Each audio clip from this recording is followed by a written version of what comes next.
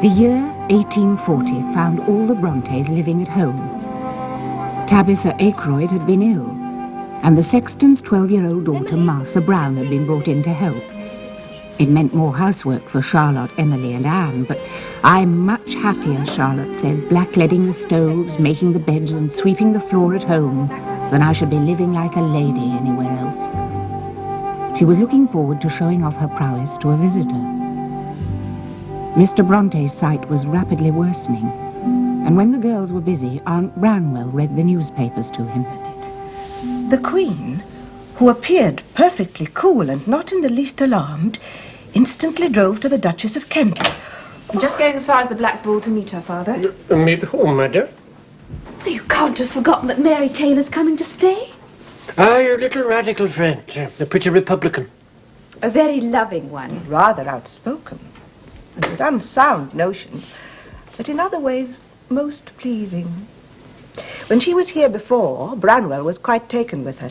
I told her when she left she had made a conquest. Matchmaking, Aunt? That will never do. Branwell has to find a means of livelihood before he looks for a wife. That seems more unlikely as the months go by. Perhaps your Mary Taylor will be able to put some determination into him. Perhaps she will.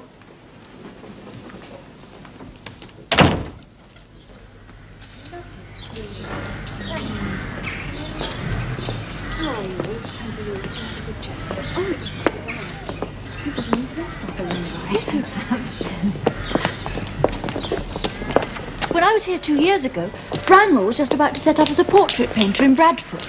Did it come to nothing? It came to a portrait of his godfather. 2 vicars, his landlord and wife and their daughter. That seems to bring to an end the Bradfordians who care to be immortalised. Poor Branwell. How old is he now? 23? And 1 month. He has time to persevere. I'm not sure that the word is in his vocabulary. Still, I sometimes remind myself that the Duke of Wellington was 39 before he had his first command. Meanwhile, we must manage. He asks you to excuse him for not being here to welcome you. He's gone to Bradford for a night. The Choral Society are giving the Messiah, which he insists is all he will ever know of heaven. He'll be home tomorrow. Very well.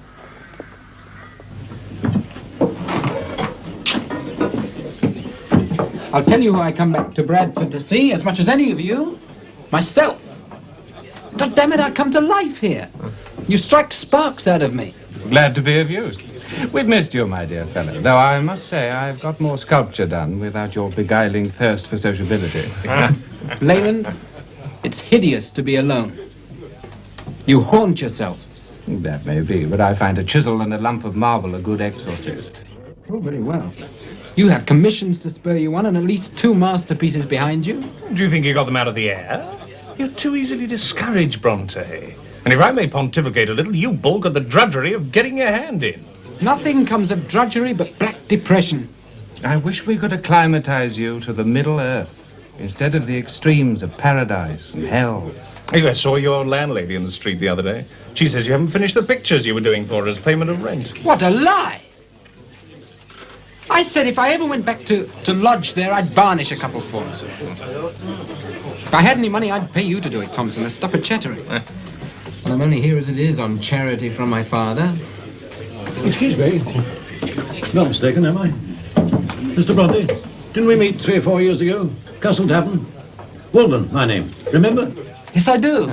The prophet of the age of steam, of course. Here's a young one. Knows what it's about. Frank Grundy, engineer on the new Leeds to Bradford line. How do you do? Mr. Leyland, Mr. Thompson. How do you do? Mr. Thompson? How do you do? Aye, I will preaching the gospel to them till the night. Art is going under the wheels of the machine. This Frenchman, Daguerre, taking a likeness onto silvered copper. Why go to the trouble of paint and canvas now, eh? So you think in future all silk purses will be made out of engineers? Mock on, you unbeliever. What place would there be for a man like me on the railways?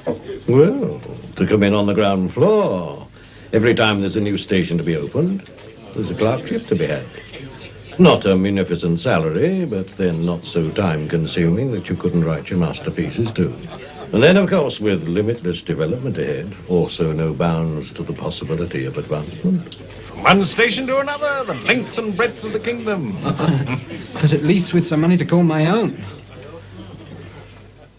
And since you wanted to know everything that's happened, Polly, you shall hear of my proposal of marriage. Charlotte! Now this is something like a conversation. And you're not even blushing. I'm certainly not. Though even now I feel like laughing. It was last August. An old friend of Papa's came over for the day, bringing his curate with him, a young Irishman fresh from Dublin University. He made us laugh a good deal, though I didn't quite relish his Hibernian vein of flattery. Then off they went, and no more was thought about them. But a few days later, I got a letter. An ardent proposal that he should become my husband. Well, I've heard of love at first sight, but this beats all. Well, it's hardly like one of my adventures, is it? And you don't regret refusing him? Goodness gracious. If ever I married, which it certainly isn't my doom to do, it would never be to a curate. I believe that if ever there were a convocation of curates, Charlotte would like to play Guy Fawkes and blow them all sky high. There was a curate in my railway carriage. He overheard something I said about the Tithe Act, which made him doubtful of my conformity. So, after calling me his dear child, he asked me what religion I was of. I told him. I thought that to be a matter which only concerned oneself and God. That's right. In my experience in general, they're the silliest, most pig-headed, most conceited tribe that have ever come my way. But in particular, you would accept Mr. Waitman from that conclusion. Yes, I would. In spite of his weak points, he shall always find in me a defender rather than an accuser. Dear Miss Celia Amelia. Celia Amelia? Whom are we talking of? Shh. I only call him that because of his auburn curls and his way of blushing. He's Papa's young curate, as good-humoured and as pleasant a young man as ever fluttered the gritty hearts of Haworth.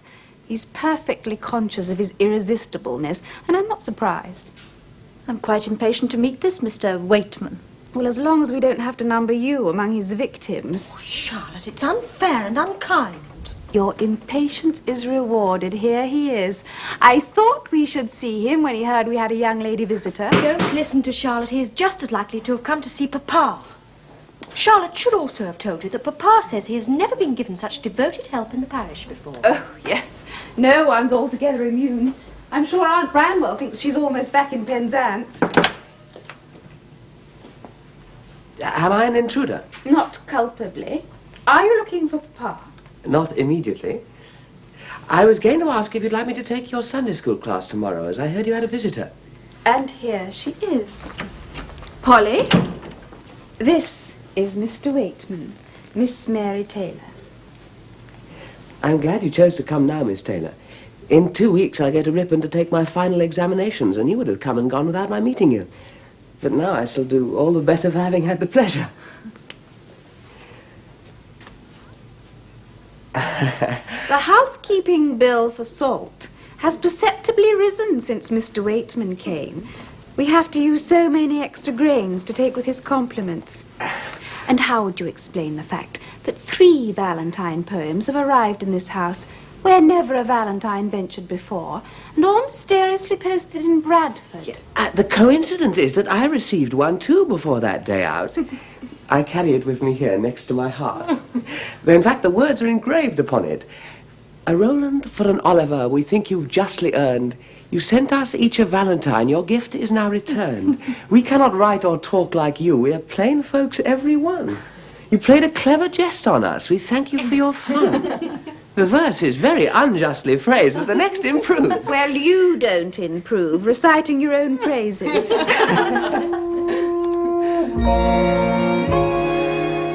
Why don't you let Keeper find his own exercise for a while? You're being rather unsociable. Am I? I'm sorry. Where is Emily taking us? To Sladen Beck, I think. To the fall she calls the meeting of the waters. We haven't had one of our conversations. Do you remember when I was last here, what conversations we had? I'd never met anyone who could talk so well. We were enough of one mind not to fall out, with enough difference to make it exciting. Did you miss them after I'd gone? Yes. Yes, I imagine I did. We'd better get on. Emily will be getting impatient.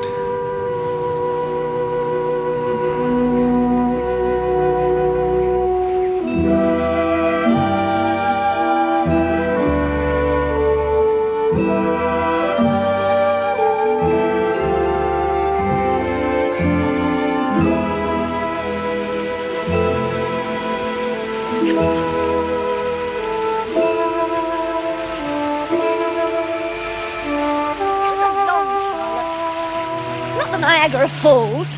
You're being such a missy. Ranroy.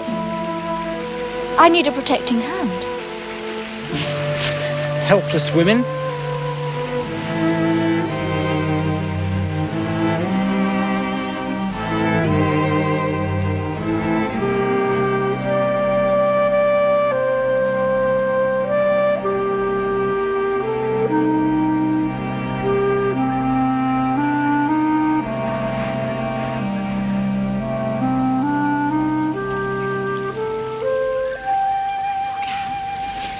Baby hawk.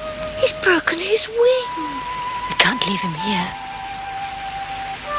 But Emily, you can't keep him at home.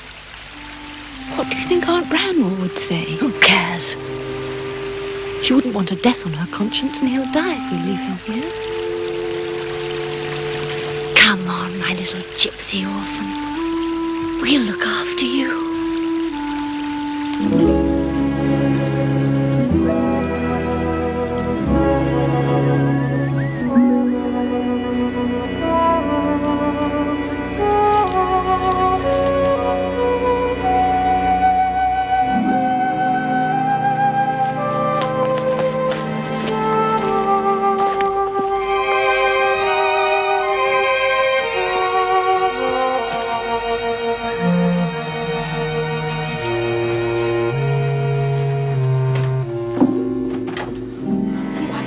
In the peat house to make a nest.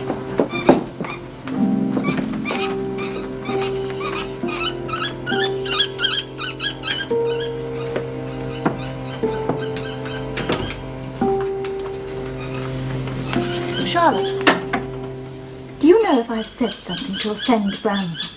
We were such good friends when I was here before, but today... Oh, I'm sure you haven't offended him. I'll come up in a moment. Pass me some of that raw mince, will you, Martha? I'll see if I can tempt him. Emily, your hand. It's covered in blood. That bird's been savaging you. Of course he has, poor Scrap. He put up a brave fight against the giant who was carrying him off. I shall call him Hero. Oh, you're the one who's the hero. He was pecking at you all the way home and you didn't give a sound.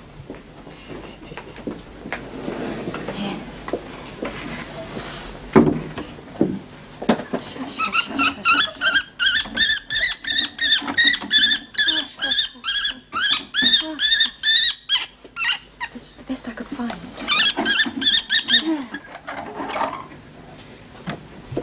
You must learn to trust us. You would have starved, you know, out there alone on the moors. I'm afraid very soon we're going to have to feed him on mice. Mice? What have you got there, Emily? It's a young hawk, Aunt, a wild little orphan. No. I brought him to live. Emily? Really, I can't have it. Cats, geese, pheasants, canaries, and the dog let to roam the house like a human being. He was found lying on your bed. No one dare approach him. Oh, we might as well be living in a jungle. Or the Garden of Eden. Hawk.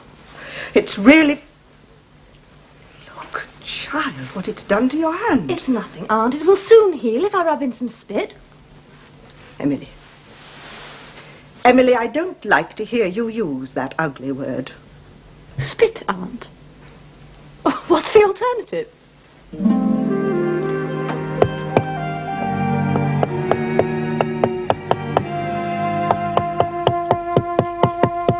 I've applied for a post with the Leeds and Manchester Railroad. Have you now? Assistant clerk in charge of Sowerby Bridge Station. Plenty of opportunities, they say. And it's near enough to Halifax and Bradford to have some interest.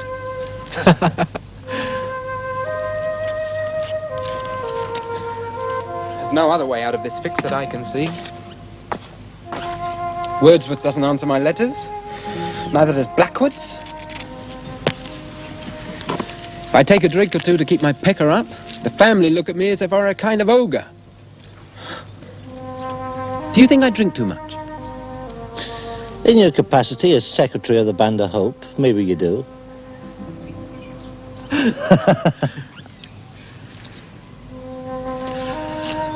I've been reading De Quincey, the opium eater. He says that whereas alcohol disorders the mind, opium gives it the most exquisite order and harmony. Where alcohol robs a man of his self-possession, opium sustains and reinforces it.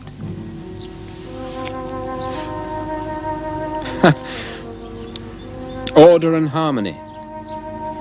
My God, they're things my life's in need of.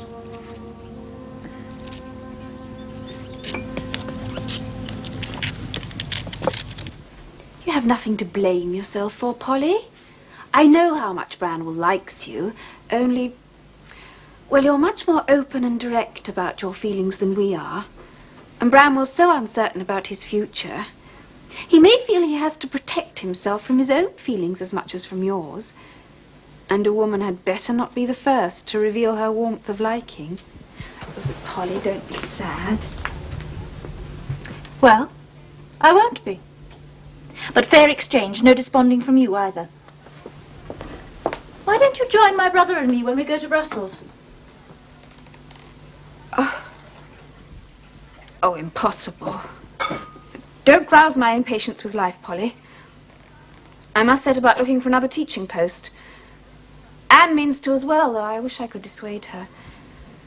But in her gentle way, she's almost as obstinate as Emily.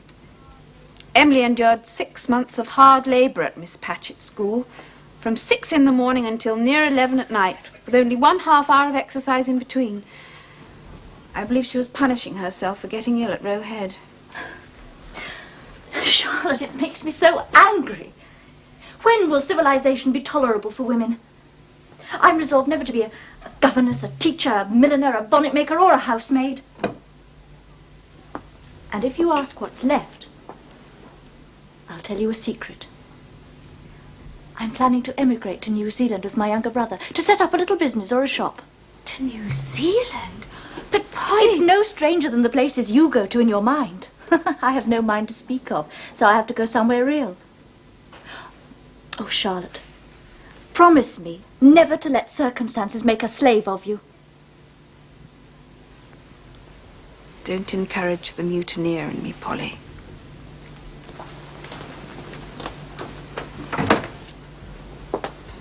So I have written another letter to the Board of Health, pressing them again for a better water supply.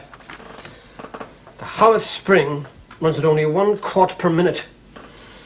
We should have 2 new springs, giving 16 gallons. It's madness that the board won't listen. And you know how that is? Each time they begin to stir, they get letters from my wealthy church members who have their own water supply, objecting to the move. It would mean a rise in their water rates. A curious interpretation of if any provide not for his own, he hath denied the faith. It's going to be a long, drawn-out battle. But you're not the man to be beaten, Mr. Bronte. Not if it takes me the rest of my life. There's too much illness in the village. The danger of typhus fever and cholera haunts me every time summer gives way to autumn. If you would take that to the post for me, I shall soon have to ask you to be my amanuensis, as well as my fellow labourer and a brotherly friend to my little family. Are your eyes troubling you very much, sir? I cannot take them for granted as I used to do. Come in. My application has been accepted, Papa. Assistant clerk at Sowerby Bridge. Well done. Congratulations. I get £18, 15 shillings a quarter, with £10 a year increase up to £105. I'm to start on October the 4th, the day before the station is officially opened. Marco Polo Boanerges, off to the El Dorado of the Leeds and Manchester Railroad. The snowdrops are out behind the peat house. I know. You will have the daffodils all to yourself. There may be many more where you're going. It's better to go away now than in winter. A strange place is friendlier in the spring. Why can't we be of the stuff that governesses are made of? I don't believe there ever was a born governess. But who knows? You may find it pleasant at Upperwood House, Charlotte. And I am determined to be more successful at Thorpe Green than I was at Murphy. Branwell's doing so well is a sign that we may. Papa says that being promoted to clerk in charge after only 5 months looks like getting on at any rate, even though Ludington Foot is a smaller station than Sowerby Bridge. Yes, it looks like it. There are wild orchises on Hardcastle Crags. Only we could have a school of our own and not be at the mercy of other people. And be always together. Do you think we shall ever dare? Why not? Now that Aunt Branwell has thoughts of lending us the capital, I don't expect it will be more than £150. I wonder if it would be possible to establish a respectable school on that amount. I'm going up now, children. Don't stay up too late. You have a long journey, Anne, tomorrow, remember? You don't want to be too tired when you get to Thorpe Green. No, Papa. I shall go to bed very soon. Good night, children. Good night, Papa. God keep you safe. Good night, Papa.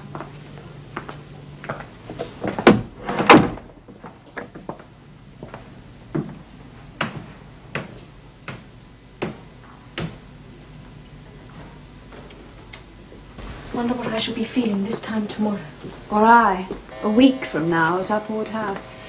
These are not thoughts to go to sleep with. Let's think of this day 4 years, when we may all be established to our heart's content in some pleasant and flourishing seminary of our own, with our debts paid off and cash in hand. It will be a fine, warm summer evening, very different from this bleak lookout. Let us hope either this or something better may be the case. Time will show.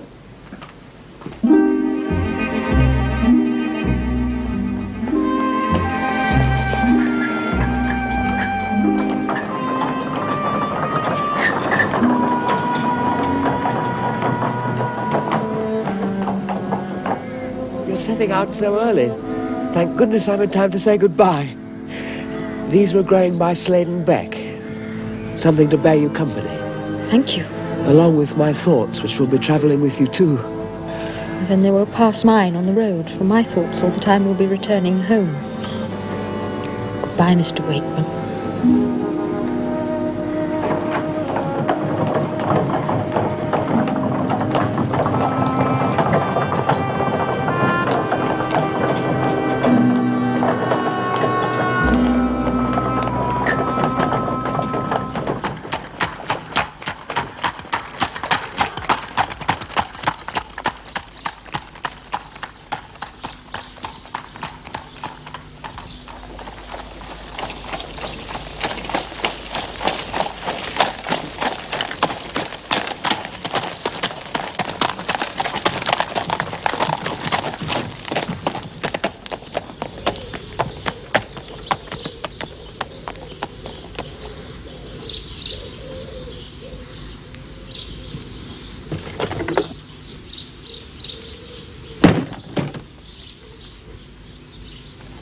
Miss Bronte? Yes. Is Mrs. Robinson? Will you come this way, miss?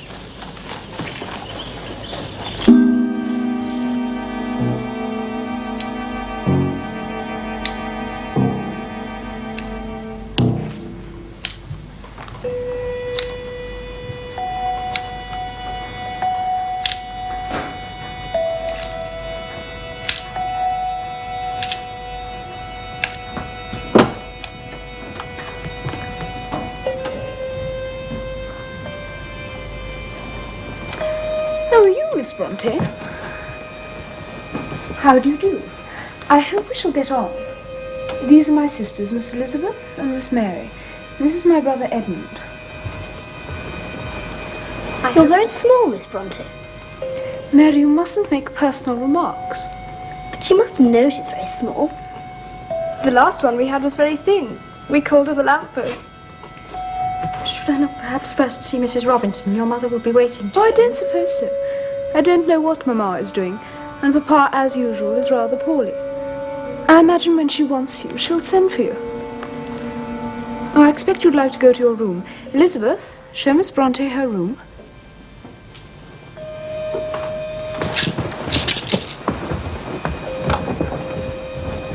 Did you see her boots? Don't be enamoured. No, but did you see them?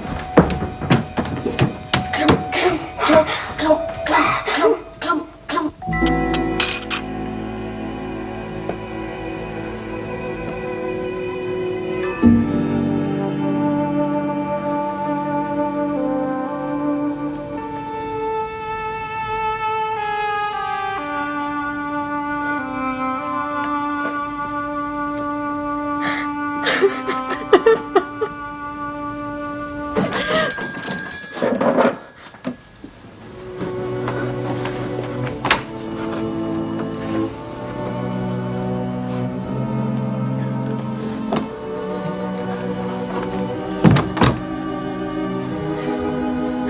My luggage hasn't been brought. Oh, what am I supposed to do?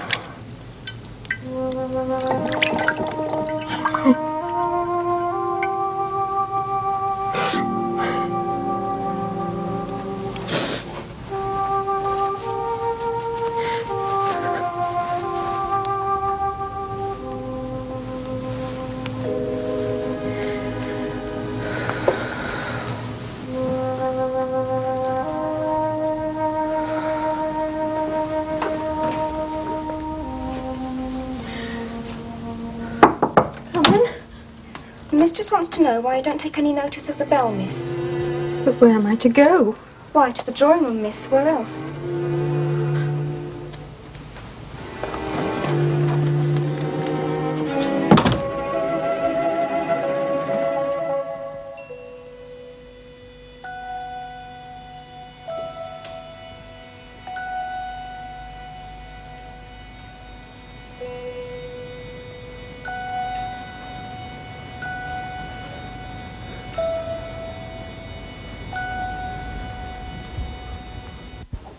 Oh, there you are, Miss Bronte. I thought you were never coming. Hope you had a pleasant journey, Miss Bronte. I hear you've already made my children's acquaintance. They're very dear to me, you know. You must make them happy and instruct them well. Edmund is rather nervous and susceptible and needs the tenderest treatment. You will excuse my naming these things to you, for the fact is I have hitherto found all the governesses faulty in this particular. When any of the young people do anything improper, if gentle remonstrance will not do, let one of the others come and tell me, for I can speak to them more plainly than it would be proper for you to do. Mr. Robinson is an invalid and must not be troubled. Make them as happy as you can, Miss Bronte. I dare say you will do well.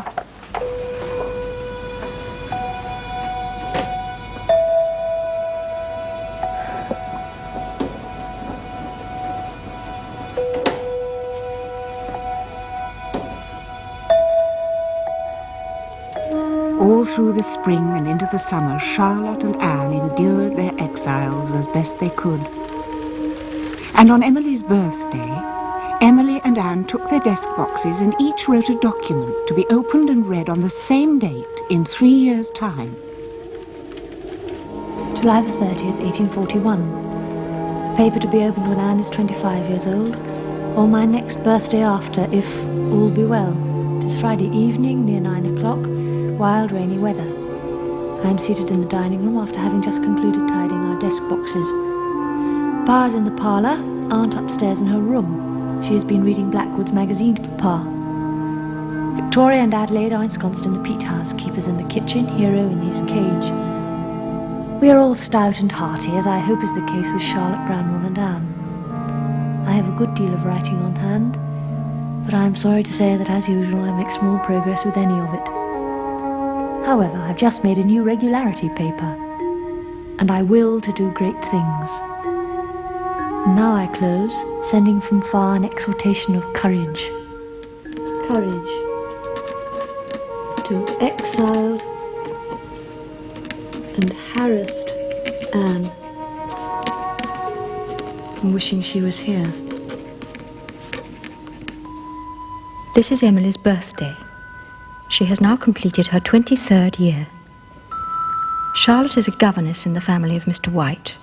Branwell is a clerk in the railroad station at Ludden Foot, and I am governess in the family of Mr. Robinson. I dislike the situation and wish to change it for another. Dearest Emily, Mary Taylor has written to me from Brussels, telling me of some of the pictures she has seen. Pictures the most exquisite, cathedrals the most venerable. I hardly know what swelled to my throat as I read her letter.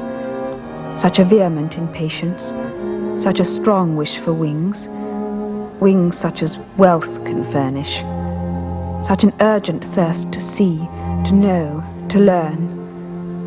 These rebellious and absurd emotions were only momentary. I quelled them in 5 minutes. I hope they will not revive, for they were acutely painful. My pupils are gone to bed, and I am hastening to finish this before I follow them.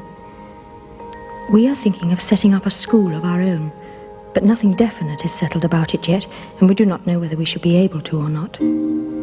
I hope we shall. And I wonder what will be our condition, and how or where we shall all be on this day 4 years hence. How little we know what we are. How less what we may be.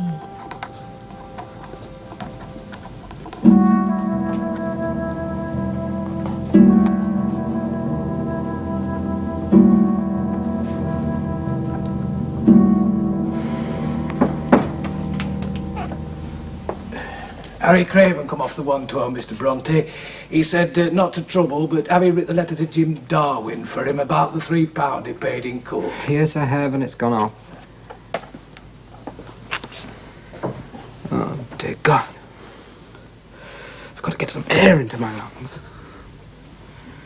Here, Walton.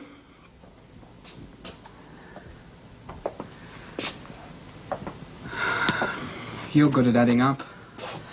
There's no train now until the 3:05. Keep you out of mischief to finish totting up for me. I'll just take a walk down to the village, clear my head a bit. So much going on for a gentleman of education here, that's right, Mr. Bronte. I'll finish the totting. Good man. Use your Sunday best penmanship. Aye, and I'll wash my hands first, don't you bother. You're a bit of an artist to see, Mr. Bronte. It's an aid to thought, Walton. It's a darn fancy way of thinking, that's all I know.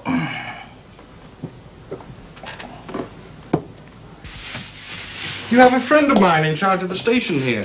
The porter said he'd come up to the village on business. Have you seen him this afternoon? Yes, dear. He's just gone upstairs to the circulating library. Well, there's no one here to drink with. He goes drastic after the books. It's a fever with him, you know. He comes down here sometimes like he were delirious. Ah, well, you see, love, he's a genius. And that means he's either flying up to heaven or looking into hell. I've always liked scamps with brains, and he's a scamp with enough stock of brains for 6. I hope you're keeping him warm and nourished. He's shy, isn't he, dear? He signals come on and then ducks for cover. I wish he'd find a nice young... Well, look. Here's your friend now. Grundy!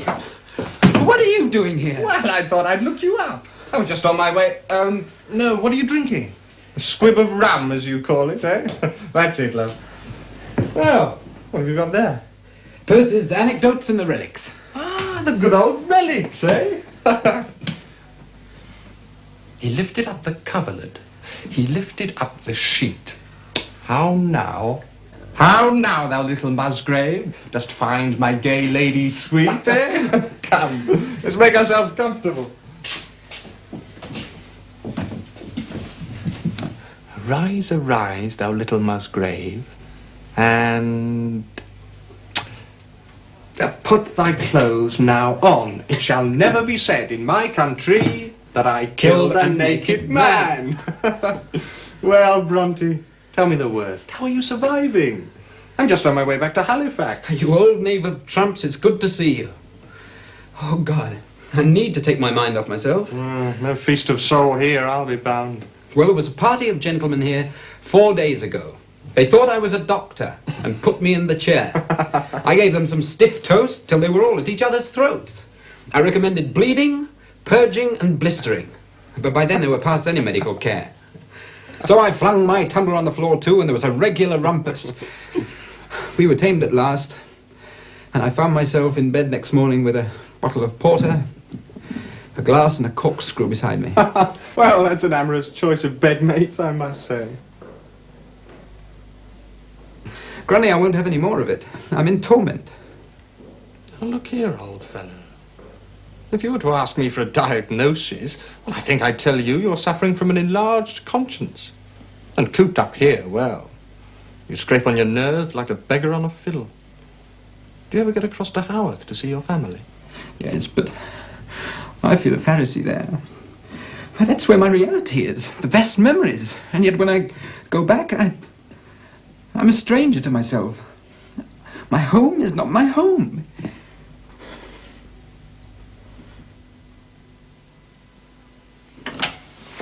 Charlotte has written to me. She is full of a new plan, and really I don't know what to make of it. It was put into her head by her friend Mary Taylor, who is now in Brussels. She feels that before setting up a school, she should have some months on the continent. On the continent? My goodness me. I will read you what she says. My friends say schools in England are so numerous that without some such step we shall have a very hard struggle and may fail in the end. I would go to Brussels, in Belgium. The cost of the journey there at the dearest rate of travelling would be £5. Living there is half as dear as in England, and the facilities for education are equal to any other place in Europe. If Emily could share these advantages with me, only for a single half year we could make a footing in the world afterwards, which we can never do now. Emily too? Depend upon it, £50 or £100, thus laid out, would be well employed. Of course, I know no other friend in the world to whom I could apply on this subject except yourself. I feel an absolute conviction that if this advantage were allowed us, it would be the making of us for life. Papa will perhaps think it a wild and ambitious scheme. Very reasonably put. But whoever rose in the world without ambition, when he left Ireland to go to Cambridge University, he was as ambitious as I am now. Dear me, she has an aptitude for debate. I know we have talents, and I want them to be turned to account. I look to you, Aunt, to help us. I know if you consent, it shall not be my fault if you ever repent your kindness. My dear, I don't like these calls on your generosity. Oh, well, you know, I had already put the money aside for the school, and if it is necessary... Continent. Really, such a leap in the dark. We must give it very careful thought. If it means the difference, as Charlotte thinks, between success and failure. And now that Branwell is so well established... Yeah.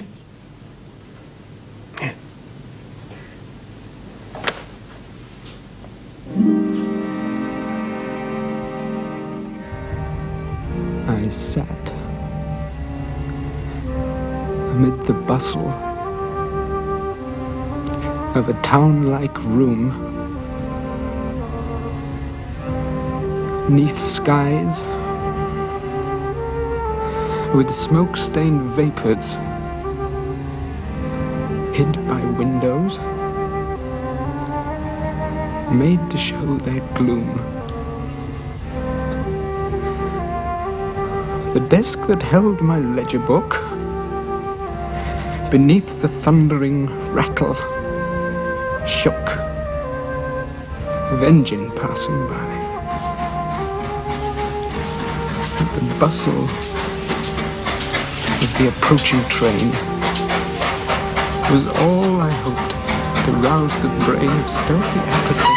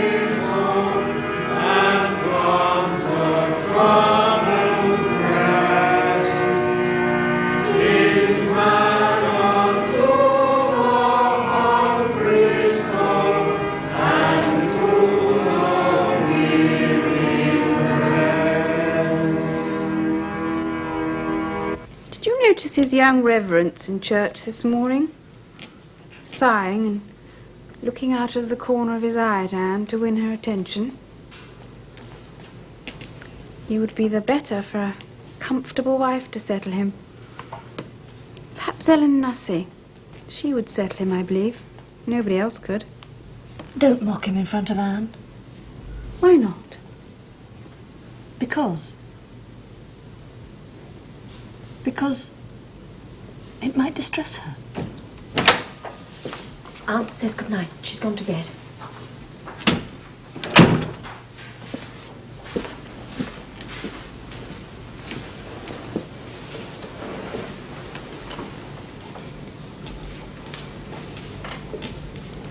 Have you been thinking any good things? I've been thinking probable good things. About seeing London and what Brussels will hold for us.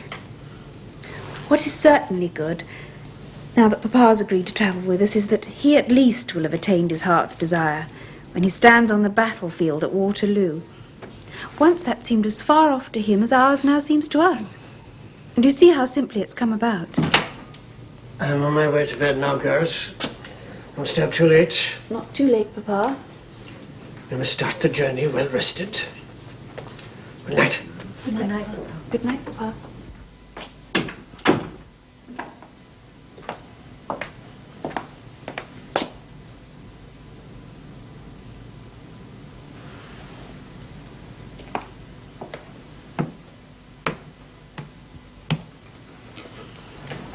How shall I sleep with the thoughts of the promised land in my head? Jericho has to fall first before we get to the milk and honey. At least we've got to the mountain of Nebo. Oh, Anne.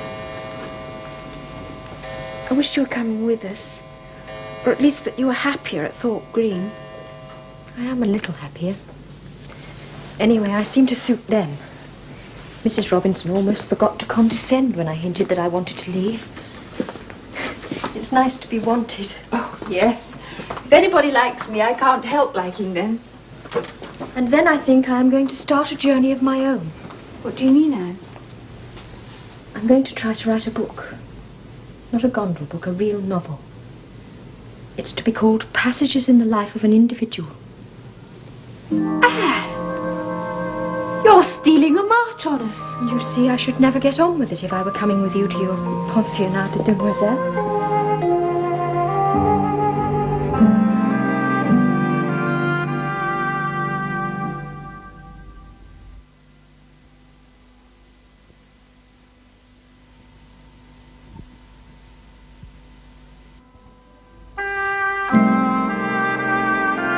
On February the 8th, 1842, Charlotte and Emily set off with their father on their long journey to Belgium. They stayed for 2 or 3 days in London. Charlotte said it was prodigious the amount of life I lived on that first morning.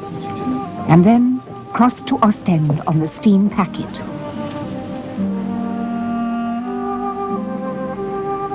It was dark when they reached Brussels, and they waited until next day to present themselves at the Pensionnat Heger. I will not subject you to my rusty French, madame, if you will excuse me. It would be a poor way of thanking you for receiving my daughters into your school. Thank you. Monsieur, your daughters are just of the kind we are most anxious to help. We were so struck by the simple, earnest tone of Mademoiselle Bronte's letter that we decided at once that they would be welcome. And I do hope they will quickly become at ease among us. Do you remain long in Brussels, Monsieur Bronte? Only long enough to see the principal buildings and what I have long wished to see, the field of our victory at Waterloo. Ah, your victory, monsieur, and my defeat. I am a Frenchwoman, you know. My father was an émigré during the Revolution, following in the wake of the Comte d'Artois. But my husband is the 3rd generation of his family to be born here. His great-grandfather came from the Rhineland. He asked me to give you his apologies. He is so sorry not to be here, monsieur, to meet you. But today, he's teaching at the Athénée Royal. Tomorrow, you will meet your daughters. He is a professor of rhetoric here. Lorsqu'on est enfant, pour apprendre à parler, il faut entendre parler les autres. He is professor of rhetoric, a man of power as to mind, but very choleric and irritable as to temperament. A black being with a face that varies in expression. Sometimes he borrows the lineaments of an insane tomcat, sometimes those of a delirious hyena. Occasionally, he assumes an air not above 100 degrees removed from mild and gentlemanlike. Êtes-vous prête, mesdames? No, monsieur. I understand you to say you will read us famous passages as models to improve our style. En français, mademoiselle. Excuse me, but I must first express myself in English. I can see no good in your plan, monsieur, because if we were to adopt it, we would lose all originality of expression. Vous êtes ici pour apprendre ou pas? Il est impossible d'instruire des Anglaises. Elles sont aussi obstinées que des mulets. Et vous vous imitez toutes. Vous vous dites qu'est-ce que ça nous fait, ce vieux professeur, qu'il se lève tôt, qu'il se couche tard, qu'il passe toutes ses journées à se demander comment il peut nous aider. Quant à nous, nous n'allons pas nous déranger. C'est même amusant de le regarder se mettre en colère. Mais non, monsieur, ce n'est pas vrai. Cela ne nous amuse pas. Ce n'est pas gentil, ce que vous dites là, monsieur. Nous avons beaucoup de respect pour vous. Nous aimons vos leçons.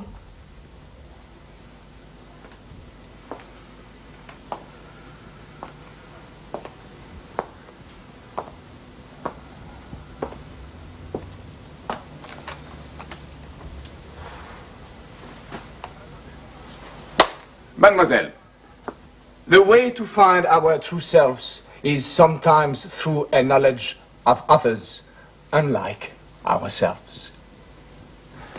When we talk of this and come to understand each other.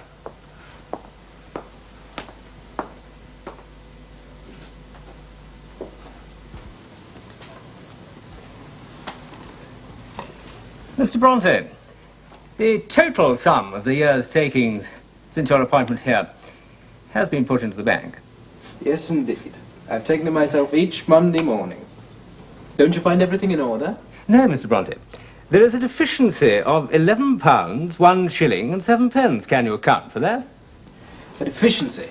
No, I certainly can't account for it. You understand that I shall have to report this to the company. But it's impossible. How could it be lost? That's what I'm asking you, Mr. Bronte. What do you mean? Are you suggesting I've appropriated it? If so, I tell you that's the most monstrous accusation, and I'll thank you to apologize at once. The least sort of dishonesty is abominated in my family, loathed and abominated. I'm not suggesting anything, Mr. Bronte, at the moment. I'm merely carrying out my duty, which is to see that the accounts are in order. At present, they are not. Have you at any time left the office unattended and unsecured? No. When for any reason I've been called out, there's always been the porter. The porter? You left the porter in charge? That may seem reasonable to you, Mr. Bronte. Your employers may not see it in the same light, or appreciate the pursuit of art in the company ledgers. However, it's not my place to comment on that. Well, I'm glad you realize that at least.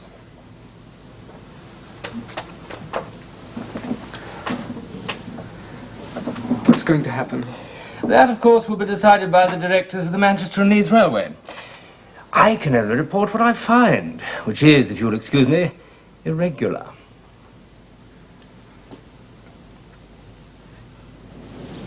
Whitman?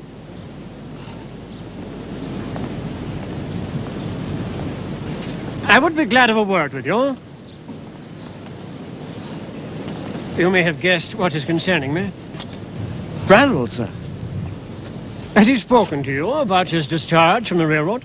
No, he has seemed to be avoiding me, which I was sorry for.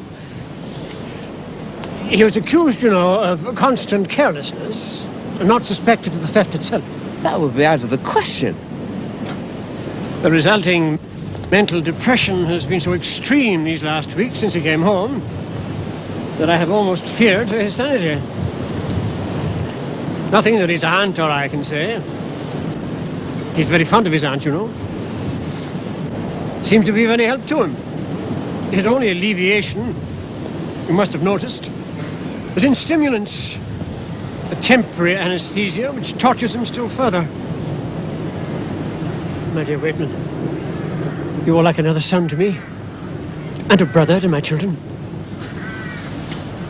Bramwell has a great admiration for you. Give him all the time you can. He and I both need your help. Most gladly, sir. I've been diffident about forcing myself on him, but when he's well, there's no better companion in the world than Branwell.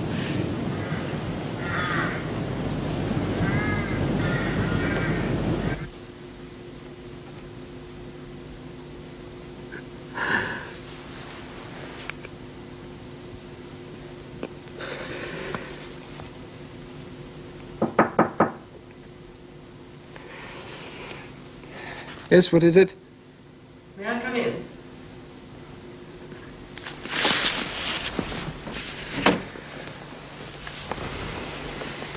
May I come in?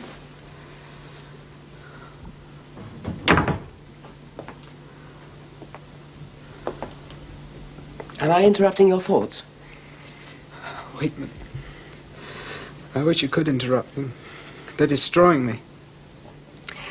I was thinking at Matins what a difference it used to make when we had your touch on the organ. Your love of the music was contagious. I can't help that. I just can't face sitting up there in front of them all. I wasn't trying to persuade you. I just mean that you're missed.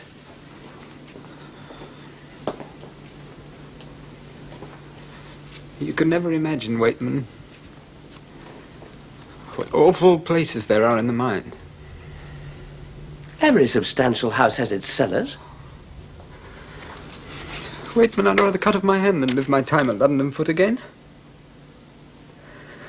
The grovelling carelessness, cold-blooded debauchery of it. As if I were determined to find how far mind could carry body without both being chucked into hell. Lost as I was to all that I really cared for. But you don't have to live it again, either in fact or in memory. There's no good hoarding it up in self-condemnation. Bring both your sorrow and the burden of it to God, and in him all things are made new. Where do I find him? Nothing seems to mean anything. There was magic in the world once, but it's turned malignant. When I was a boy, I turned the evening star into my dead sister Maria. I spoke to her. Oh, the innocence and illusion of it all. That's what jeers at me here. I've destroyed the heart's first feelings. If they were destroyed, they wouldn't give you so much pain. It's because of the good in you that the evil seems so overwhelming. Don't surrender to remorse, Branwell. Don't be defeated by memory. That's a sin worse than sinning. It's like fighting the flood. And the Spirit of God moved upon the waters, and God said, "Let there be light," and there was light. By the way, I said I'd do a bit of beating for the shoot on the moors this afternoon. Would you feel like joining me? Willie, you do me good. As a matter of fact, that's what I find you do me more often than not. Have you had any news of your sister Anne? Aunt has yesterday. She's been with the Robinsons on their annual visit to Scarborough. She loved it. Though the time, she said, was not without its anxieties. Though what they were, she didn't explain. We must wait as patiently as we can for the Christmas holidays. Dear Anne.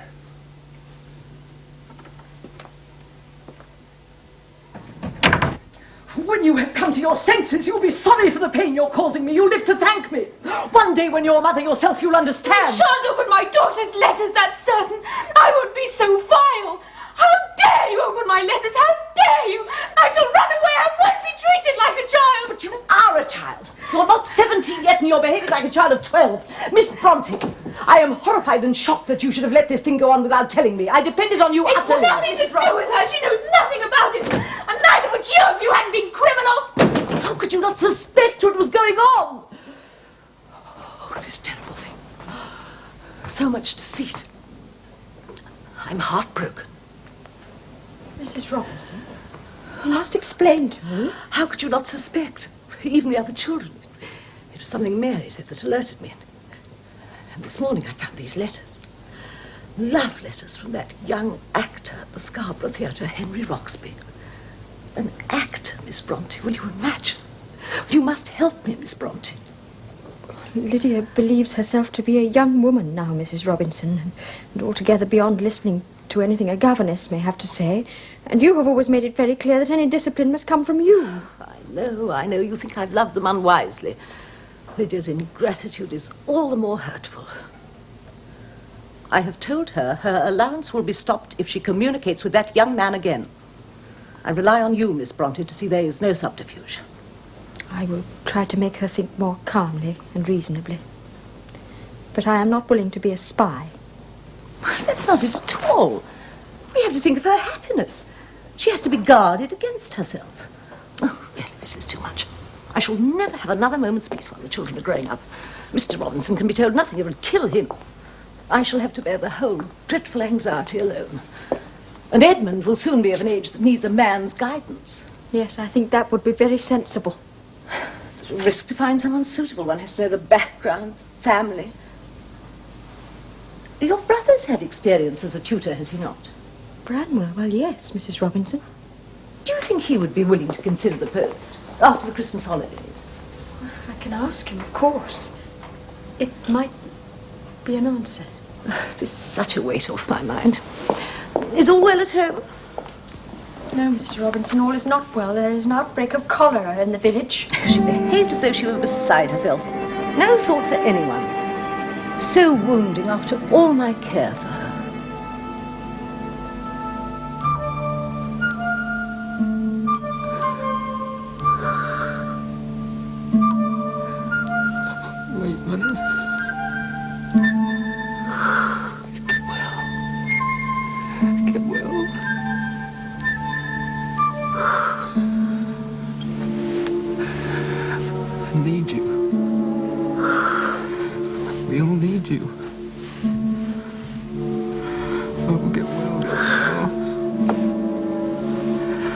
try, man, for all our sakes.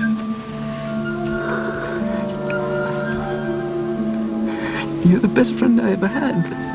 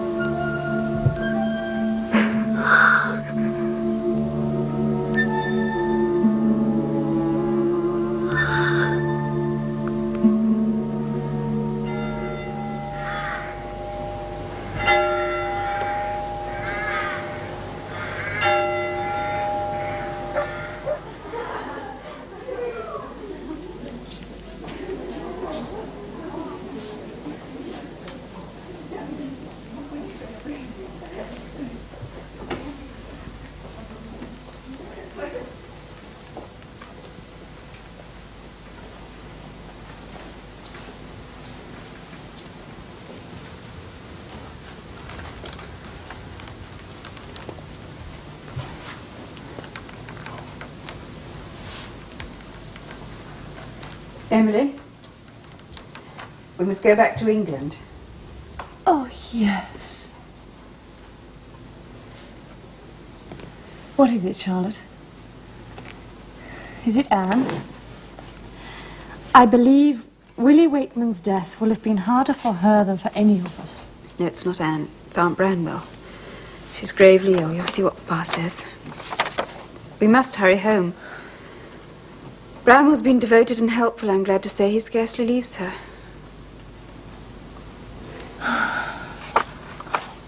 Branwell loves her. And Charlotte, Anne loved Waitman, though you refused to see it. Yes, thou art gone, and nevermore thy sunny smile shall gladden me. But I may pass the old church door and pace the floor that covers thee, may stand upon the cold, damp stone and think that frozen lies below the lightest heart that I have known, the kindest I shall ever know.